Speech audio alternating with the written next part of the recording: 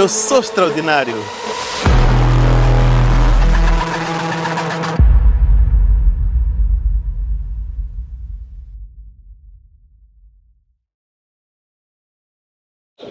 Olá, sejam todas e todos bem-vindos ao Extraordinários, o podcast da MPDC que partilha conhecimento e conta as histórias do Porto de Maputo através das suas pessoas. O meu nome é Soraya Abdullah e hoje tenho comigo o Hilário Chaguala. O Hilário chegou ao Porto de Maputo através de um projeto super especial, um dos projetos mais especiais da MPDC, o Porto Mais. O Porto Mais é um projeto de emprego inclusivo que teve início há 5 anos.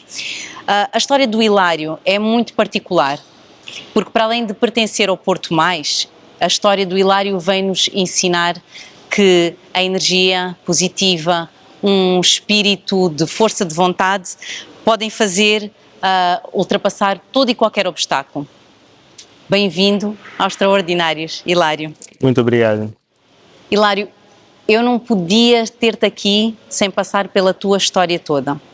Então eu vou começar pelo que te trouxe, no fundo, ao projeto do Porto Mais, que foi o acidente que tu tiveste. Exato.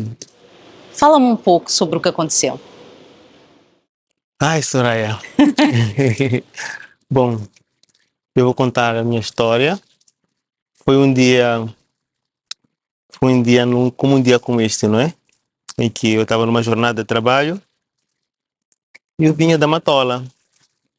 Ia lá numa tarefa de trabalho, ia deixar um chefe, um colega chefe, lá onde eu estava a trabalhar.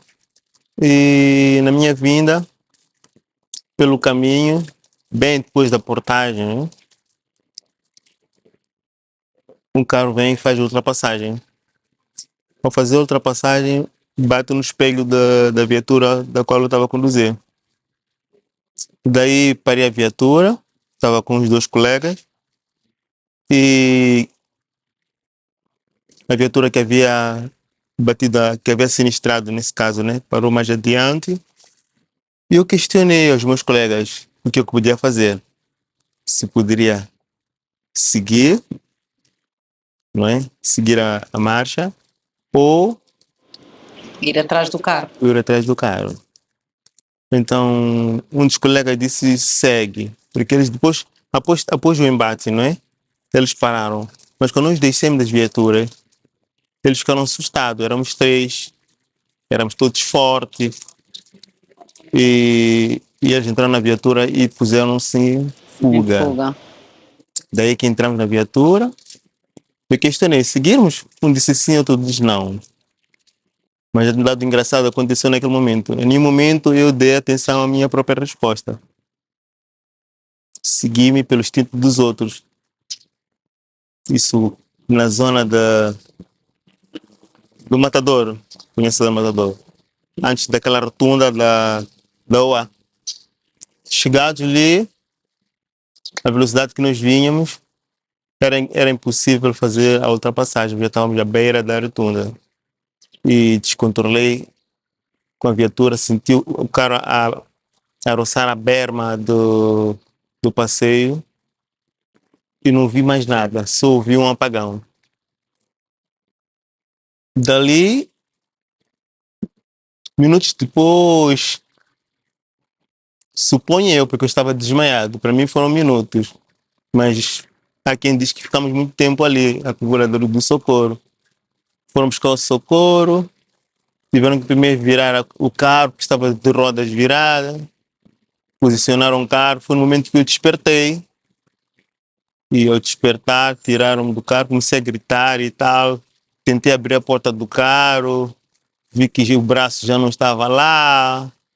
Tentei mexer o pé, já não tinha sensibilidade, tudo mais. Aí carregaram-me, puseram-me fora da viatura e clamaram pelo socorro.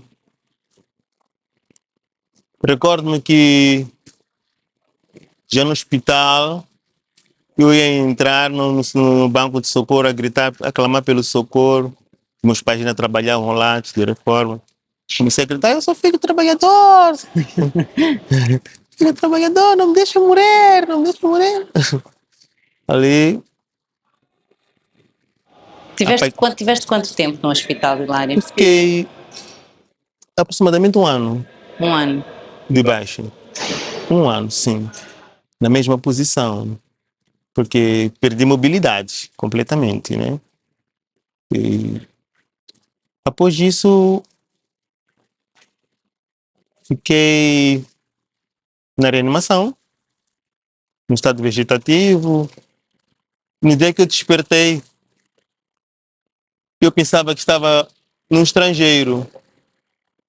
Sério? Eu pensava que estava no Tal era o estrangeiro. estado de desorientação. Estava desorientação e estava a ver ali pessoas, né? Como é que é? Estavam lá os médicos, cubanos, entre outros médicos que lá estavam. Eu questionei, mas onde é que eu estou aqui? Em casa de quem aqui? Na minha imaginação era uma casa. E quando já a ficha caiu, eu despertei que estava mesmo numa situação complicadíssima de vida. Quais foram os primeiros sentimentos que te passaram pela cabeça quando percebeste que não conseguias mexer o corpo? Ia morrer, que já estava morto e já estava derrotado com a vida. E quando é que isso começou a mudar na tua cabeça? Depois de muito tempo, porque passei por um processo primeiro de rendição, né? Eu recordo que a voz buscava lá no fundo, estava muito ofegante e eu estava com a minha mãe deu muita força. Ela disse assim, eu disse para ela, mãe, eu já não consigo respirar, porque eu tinha que fazer muito esforço, respira, tinha que manter a respiração. Eu já vou embora, fica a cuidar dos meus filhos. Ali eu apaguei. Minha mãe estava a chorar, eu apaguei. Dormi, apanhei um sono profundíssimo. Então, no sonho que eu tive, fui sonhando enquanto eu estava bem, sonhando enquanto estava em casa a brincar. Quando eu despertei, eu disse para minha mãe que eu não vou morrer agora. Eu sinto que voltei à vida. E daí começou a luta pela vida. Comecei a me esforçar, comecei a acreditar, embora em doses pequenas, porque era um processo. Um dia, ou uns meses, tinha que mexer um dedo, depois mexer um pouco o ombro, e aos poucos indo sentir um aquecer nos pés. Então as coisas vieram de forma muito paulatina, bem paulatina. A tua mente foi parte desse processo de recuperação. Usei muita mente, mas muito mesmo, porque eu antes fazia artes marciais, era um atleta, e nós sabemos que artes marciais tem aquele lado psicológico, tem aquele lado de concentração, de meditação, e eu usei muito isso como escudo. Acredita, Soraya, que eu, estando na cama, mesmo sem mobilidade, eu treinava Como é que treinavas? na imaginação. Eu imaginava, por exemplo, a fazer algumas catas, eu imaginava fazer alguns pontapés, tudo na imaginação. E isso fazia de forma constante, até que nos dias que eu tivesse visita, a visita chegava, eu dizia para a visita que eu já estou cansado, estava nos treinos. Como que estava nos treinos um indivíduo que não se mexe? Eles ficavam a se olhar assim, para esse tipo aqui, Já e já não nos está, deixou. já nos deixou. Mas eu sabia o que estava acontecendo. Passado um tempo, comecei a sentir já os ossos dos pés já aquecerem. Mas aquecer mesmo, um arder mesmo dos pés. Até que eu pedia com que pusessem toalhas molhadas, porque achava que os pés estavam quase a explodir de calor. Mas estava numa temperatura normal. Aquilo era a resposta do exercício mental que eu fazia. Tempos depois, comecei a ter movimentos involuntários. Os meus pés começaram a mexer sozinhos. Mexiam, eu ia chutando de forma contínua. até que chegaram a amarrar o meu pé para ver se podiam conter os movimentos. Daí os médicos, quando vinham, eles olhavam. Quando começaram a ver os primeiros sinais, logo prescreveram a fisioterapia. Fisioterapia para este paciente. Aí vinha o técnico, vinha mexia já de forma controlada. Mas antes disso, os meus irmãos, eles também, nas horas da visita, eles vinham me mexer. Eles vinham mexer os pés, faziam até as coisas que não eram permitido, mas eles faziam. Saíste do hospital já a andar. Eu saí do hospital, não, na cadeira de roda.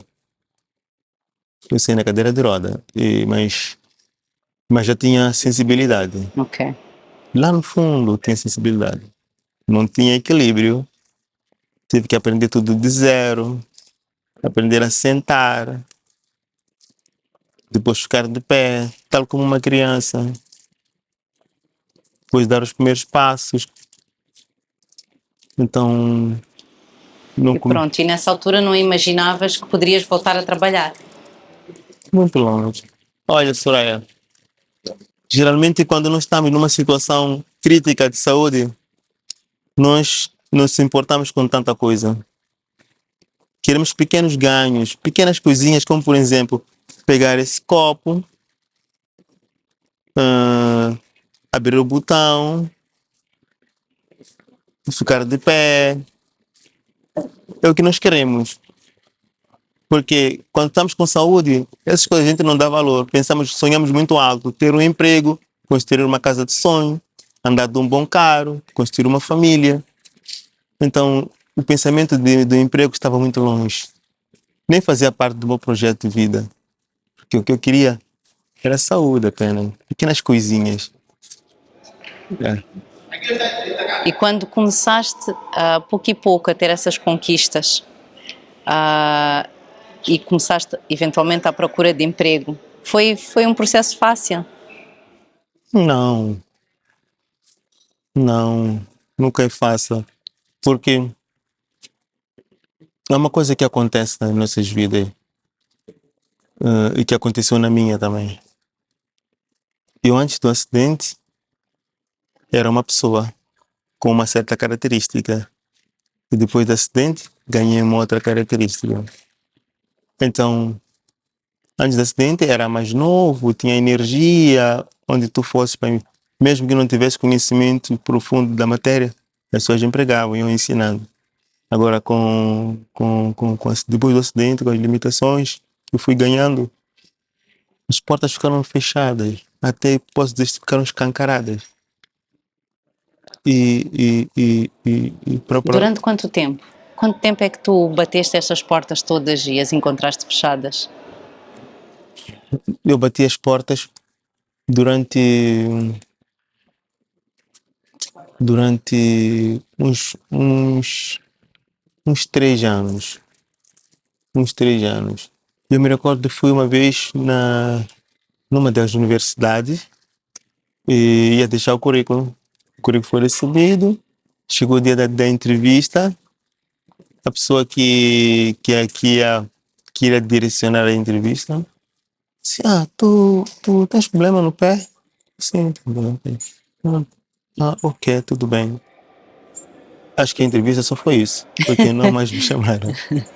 Não houve mais perguntas? Não, nem chegamos à sala de questões, né? Ainda estava no processo de análise, de produção de CV e tudo mais. Foi outra companhia, fui deixar o currículo. É a mesma situação, né? Então, muito difícil. E começaste a interiorizar na altura que seria um processo difícil voltar ao mercado de trabalho normal. E quando finalmente conseguiste e vieste para a MPDC no âmbito do projeto Porto Mais, qual foi o maior desafio de voltar a trabalhar? Aqui dentro do projeto, o maior desafio que tive, será que eu vou conseguir? Vou conseguir? Muitas dúvidas pairaram na minha cabeça. Ok, eu me entreguei a isto, E é isto que eu quero. Porque primeiro foi um processo para poder chegar no Porto Mais. Foi um processo. Então, acreditar que vou fazer o trabalho ou não. Muitas dúvidas pairaram em mim. A primeira é, será que eu vou conseguir isto? É isto que eu quero? Porque eu antes estava a trabalhar nas operações como recepcionista. Daí não me senti confortável com o que eu fazia. Sentia que eu podia dar mais. Como se os outros estão a fazer, também posso fazer. E de facto foste a primeira pessoa do projeto a ser promovida. Graças a Deus que sim, foi a primeira pessoa a ser promovida. Talvez por causa dessa entrega, essa ousadia, sim, essa ousadia, coragem, porque sempre usei essa força interna para atingir os meus objetivos, né? E eu me recordo que eu fui conversar com a Marla nesse tempo, 2019.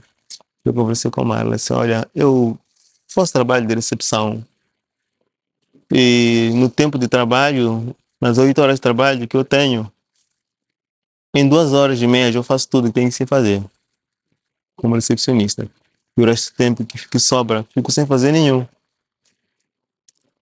Penso que me dê algo que eu possa explorar o resto do tempo. Ela olhou para mim, recordo que ela estava mexendo no computador, parou de mexer no computador, virou para mim, muito espantada com a entrega. Geralmente as pessoas não pedem mais trabalho, pedem menos. Aí ela disse, tudo bem, Hilário. Eu vou analisar e te falar com os colegas para ver que mais, se tiver alguma coisa para se fazer, eu vou te alertar. Daí deixei, voltei para o... Mas não me senti confortável. Entrei já dentro dos gabinetes, fui pedindo aos outros colegas. Se tem alguma coisa para fazer, alguns papéis posso movimentar. Então, ia mexendo, deram algum trabalho para arquivar alguns documentos. Eu sentia-me, agora estou a fazer alguma coisa. Agora sinto-me útil. E passou envolvido um tempinho, umas 2 semanas, a Marla chamou-me. Disse que eu tinha que fazer um trabalho, era de inquérito. Um inquérito. Fizemos aquele trabalho em grupo, com sucesso. Senti-me bem realizado por ter feito aquilo, muito orgulhoso daquilo. Então, passado um tempo, ela voltou a chamar-me, dizendo que ia surgir uma oportunidade, que ia se criar uma base de dados na manutenção. Então tem a oportunidade, vai lá se familiarizar com a papelada, enquanto isso não se materializa, depois tu irás para lá, para a manutenção, para ir se inteirar melhor. E assim foi. E agora, qual é a tua função agora? Agora sou data capture. Analista de dados ou... Exato, analista de dados. E com um futuro ambicioso. É? Porque sim, estamos para emigrar para um sistema como é que é, Manutenção. sim, Gestão de manutenção. Gestão de manutenção, onde para além de lançar informação, iria analisar os dados, iria analisar os riscos dos equipamentos, irei fazer o causa raiz das falhas, entre mais coisas que eu acredito que eu vou fazer. Ainda não tenho uma noção clara, mas eu sei que eu vou fazer. O que é que tu te imaginas a fazer no futuro aqui na MPDC? Como ambição, Como ambição? gostaria de ser ter um cargo a nível de um superintendente, por exemplo. Sim, sim. Gostava tanto de chegar até esse nível. E que características é que tu achas que tu tens que te fizeram chegar até aqui, que te fizeram ser promovido logo quase no início do projeto? Perseverança, força de vontade, entrega, muita entrega, aceitar errar e corrigir os erros e por aí em diante.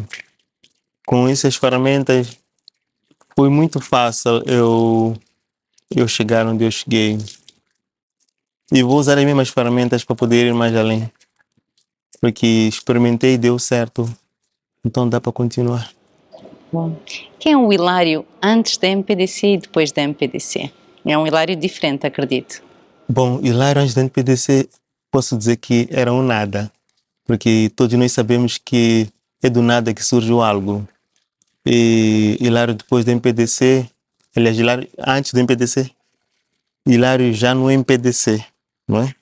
Hilário no MPDC é uma pessoa de referência.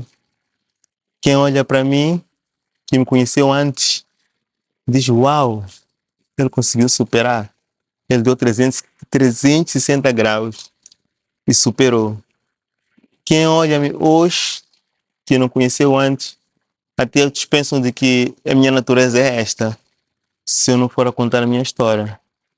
E eu digo o que eu sou. Eu digo que eu sou as duas partes. As duas partes. Porque aceito as críticas, aceito o ponto de vista alheio e aceito ser humilde para poder aprender mais. Eu sou a força de vontade de ultrapassar as coisas. Sem dúvida. Achas que precisaste de passar por tudo o que passaste para chegares onde estás hoje? Sentes isso? Sinto, sim, que para mim nada foi ao acaso, Soraya, nada foi ao acaso. Quando eu faço uma introspecção de mim e vejo o processo todo da qual eu segui, fui trilhando os caminhos e venho olhar esse último culminar, eu vejo que não. Conheci um tipo ao acaso que me falou do projeto. Antes disso, tive o acidente. Depois tive as batalhas, superei as batalhas. Conheci alguém que me falou do projeto, não é? Ele falou do projeto e falou-me inclusive com ele 2 vezes, sabes? Uma pessoa que não Eu não conhecias. conhecia. A primeira vez ele falou-me do projeto, eu não levei a sério, porque eu já estava cansado de levar muitos não. Acho que é mais um não. Mas quando voltei a cruzar com ele, a segunda vez, ele não, já estive lá, fiz entrevista. Eu disse, não, um raio não cai 2 vezes no mesmo lugar. Por curiosidade, essa pessoa ficou? Ficou, sim, Ah, ok. ficou. Então, eu vim aqui ao Porto. Cheguei, falei com a segurança, direcionaram, fui ao RH e a Nicole, a Nicole, Nossa psicóloga. sim, a nossa psicóloga, ela apresentei-me e eu queria concorrer a uma vaga. Ela perguntou, vaga de quê? E aquela pessoa que tinha me direcionado disse lá, ficou uma vaga como profissional trainer. Vai lá, concorrer, tu vais conseguir. Eu disse que iria ser o profissional trainer. Como você quer ser profissional trainer? Você quer ser profissional? Quem deu essa informação? Vocês vêm para aqui, não tem informação. Eu disse, não, acho que é mais um não.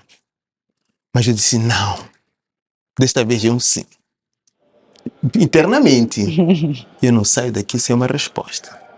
Eu perguntei para ela, mas existem outras possibilidades? Assim mesmo. Ela respirou fundo, tirou um papel, uma folha A4 agrafada, entregou-me. Para mim foi o primeiro sim da minha vida no mercado de trabalho. Foi o primeiro sim. Foi ela entregar um documento onde tinha diversidade de categorias, de categorias não, de vagas, De vagas. entre elas algumas preenchidas e algumas não. Eu olhei para aquele papel, Soraya, virei tantas vezes, mas ainda não tinha começado a ler. Ainda estava a querer acreditar que não, eu estou perante uma oportunidade. Quando comecei a ler a folha, vi, ok, tem aqui uma vaga como jardineiro. Eu vou concorrer a essa vaga. Ela olhou para mim, acho que eu quero saber com o senhor, eu quero saber. Entende alguma coisa de jardim? Eu disse, eu tenho uma paixão por plantas. Ela, tudo bem. Então venha amanhã preparado, venha com o currículo preparado para a entrevista. Não acreditei. Não acreditei. Saí dali, dei uns 3 passos, ela voltou a chamar-me. Podes concorrer também como recepcionista. Ah, sim, posso concorrer? Sim, pode. Eu fui para casa, fui para o currículo e tudo mais. No dia da entrevista, a entrevista correu tudo bem. Mas no dia do teste, como jardineiro, até fui voluntário para pegar a tesoura. Peguei a tesoura. Entregaram uma planta para podar. Fiz o primeiro exercício do corte. A tesoura cruzou, prendeu. Que é lutar para poder voltar a tesoura na posição normal. E pronto, comecei a ver anotações. Eu vi que tinha perdido a oportunidade. Vamos fazer o teste para plantar relvas e tudo mais. Ah, estava E tão nada. lento, vi que não. Dentro de mim eu disse, mas valeu a pena. Tentei. Quando a posterior fui chamado em particular, queremos testar numa outra área. Ah, meu coração encheu novamente de ar. Eu disse, é desta vez. E foi. E foi. Fomos à recepção, fizemos o teste, tudo mais, e passou aquele dia. E E foste selecionado. esperamos pelos resultados. E fui chamado. Hilário, com tudo o que passaste, a uma pessoa que passou pela mesma situação que tu, que conselho é que tu darias? Eu daria que primeiro temos que aceitar a condição em que nós nos encontramos. Primeiro, o primeiro passo é a autoaceitação. Aceita a condição e depois usa as ferramentas todas possíveis para poder vencer. Porque não há problema sem solução. Tudo depende de nós. Então as ferramentas estão conosco, só que nós temos que saber usá-las para o nosso próprio benefício. Perseverança, luta, coragem e acreditar. Hilário, quando entraste aqui no Porto, como é que foi o acolhimento dos restantes colegas? Sentiste alguma diferença de tratamento? Sentiste bem integrado? Como é que foi? Senti uma diferença, mas no sentido positivo. Ok. Sim, no sentido positivo. E o sorriso no rosto das pessoas. As pessoas aqui têm muita cultura de cumprimentar, de, de transmitir energias positivas, e de ajudar, muita ajuda. Por exemplo, por vezes eu quero fazer alguma coisa que quem olha diz que não, ele não é capaz, eu vou lhe ajudar. Eu, não, deixa que eu faça. A pessoa acaba fazendo, porque pensa que, não, eu tenho.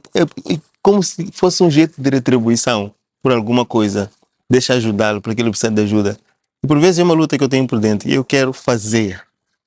Eu quero, por exemplo, carregar esta mesa até um certo ponto. Mas o colega vem e diz que não, deixa, eu vou carregar. Logo carrega a mesa, vai deixar no ponto. Então, isso faz toda a diferença. Achas que isso faz parte da nossa cultura como empresa? Sim. Esse espírito de entreajuda? Faz. Olha, eu estou aqui já há 5 anos e se isso fosse papel, já teria desmoronado. Mas acho que é uma identidade daqui não acho, tenho certeza, é uma identidade, porque é algo que persiste até hoje. Eu vejo que tu mantens sempre uma grande motivação no trabalho. Isso também, quando mudaste de área, também continuaste a alimentar essa motivação? Encontraste o mesmo ambiente acolhedor? Sim, muito. Foi graças a isso que eu ascendi. Porque quando eu passei para aqui, para manutenção, eu estagiei por volta de 1 ano. E o Elísio, era o antigo gestor O antigo daqui, gestor de ele manutenção. deu-me muita força Ele vinha, sentava às vezes no meu lugar, dizia, não, Chaguala, isto faz assim. Perdeu o tempo dele para poder dar uma indução. O André, são pessoas que eu tenho como referência, entre mais colegas aqui que deram-me direção de forma alegre, sem crítica, sem tirar defeito. E isso, para mim, foi tudo. Tudo. E continua sendo. As mesmas pessoas, todas as pessoas, dão o apoio necessário, apoio que eu preciso para poder crescer. Ok. E tu agora estás a trabalhar neste novo sistema de manutenção. Sim, sim. Fala-me um bocadinho mais sobre isto. Eu sei que vai ser uma grande mudança para a manutenção, não é? Exato. O que é que tu sabes até agora sobre o sistema? O que é que tu achas que vai mudar com isto? Bom, o novo sistema de manutenção, vamos sair para o sistema, praticamente vou dizer, analógico, né? Vamos digitalizar, Estava tudo em papel? em papel, então vamos levar tudo para o sistema como é que é? De manutenção. Manutenção Onde informática. vamos registrar todos as nossas intervenções a nível de sistema. Vamos criar tickets, vamos criar ordem de serviço. E é um sistema que irá trazer uma mais-valia à empresa, porque vamos conseguir eliminar muitos problemas que têm ficado para trás. Vamos ter uma melhor base de dados e melhores indicadores de desempenho de forma clara e efetiva. Mas esse sistema também, ele por si só, ele não é nada. Então ele vai precisar de nós, da nossa integração nele, porque nós devemos fazer com que o sistema funcione. Claro, sistemas sem pessoas Sim, não funcionam. Não funcionam. Então, mais uma vez, tudo isso vai precisar de nós, onde nós temos que mostrar a entrega, a dedicação e as coisas vão fluir. De certeza. Tu estás há 5 anos. Que diferenças é que tu vês no Porto desde que entraste? Na minha vida pessoal ou a nível profissional? Não, a nível do Porto. Quando tu olhas para o Porto de Maputo, que diferenças é que te chamam mais a atenção? Quando eu entrei aqui no Porto, há quem dizia que o Porto desenvolveu, cresceu. Para mim estava bom. Como eu ouvi, estava bom. E quando deu 5 anos, nesse intervalo de 5 anos, eu fui vendo a nível de infraestrutura, foi crescendo, foram surgindo novas infraestruturas, novos cais, e o refeitório já lá existia, mas o posto médico não era isto. E para mim o crescimento começou a partir daquilo que eu comecei a ver. Mas os outros já vi, até onde está, quando eu entrei, para ele já estava desenvolvido. Então é sempre a pirâmide tende a subir, é a nível bem exponencial. Um Porto que está sempre em crescimento. Exato. Exato. E é com esta nota positiva que vou terminar o nosso podcast de hoje e agradeço-te muito esta entrega, nesta entrevista e teres partilhado a tua história connosco. Muito obrigado. E a quem nos está a ver, muito obrigada por terem estado também connosco. Vemo-nos aqui no próximo episódio dos Extraordinários.